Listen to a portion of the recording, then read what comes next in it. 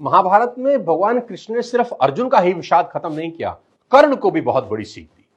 महाभारत में कर्ण भी भगवान कृष्ण को अपनी व्यथा सुना रहे हैं कि मेरी मां ने मुझे जन्म देते ही त्याग दिया, आचार्य द्रोण ने मुझे शिक्षा देने से मना कर दिया क्योंकि उनकी नजर में मैं क्षत्रिय नहीं था।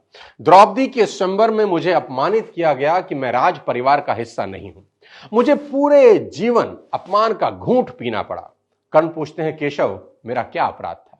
भगवान कृष्ण जो कर्ण को जवाब देते हैं, मुझे ऐसा लगता है कि यह जवाब 1000 करोड़ टीचिंग के बराबर है।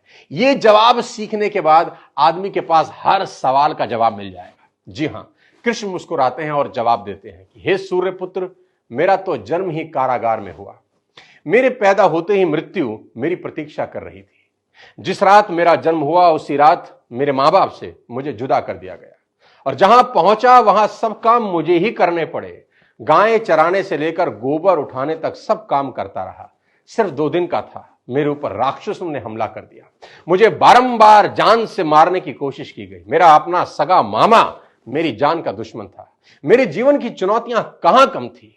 अन्याय जीवन भर मेरे साथ भी होता रहा।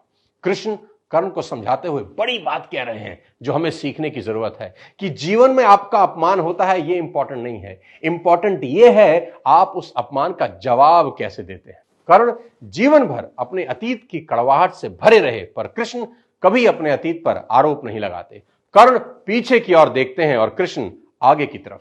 कुदरत ने दोनों के साथ अन्याय किया, पर कर्ण यह न्याय कभी भूल नहीं पाए और कृष्ण को यह न्याय कभी याद नहीं आया। एक ने अपने आप को क्रोध के विष से भर लिया और हीन भावना से भर लिया और दूसरे ने स्वीकृति के अमृत से। दोनों में अगर कोई अंतर था तो वो एक्सेप्टेंस का था। कृष्ण ने हंसकर अपनी नियति स्वीकार कर ली और कर्ण कभी अपनी नियति स्वीकार नहीं कर सके और परिणाम में कर्ण अधर्म के पक्ष में लड़ते हुए अकाल मृत्यु को प्राप्त हुए।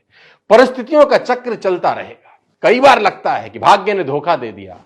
ये चुनाव हम पर है कि हम कर्ण की तरह रोएं या कृष्ण की तरह जीवन को उत्सव में बदल दें। जीवन में रोने के लिए नहीं, हंसने के कारण ढूंढने हैं, क्योंकि जीवन तो भगवान का भी कहां सरल था। जीवन है तो समस्या होगी ही, समस्या है तो हल भी होगा।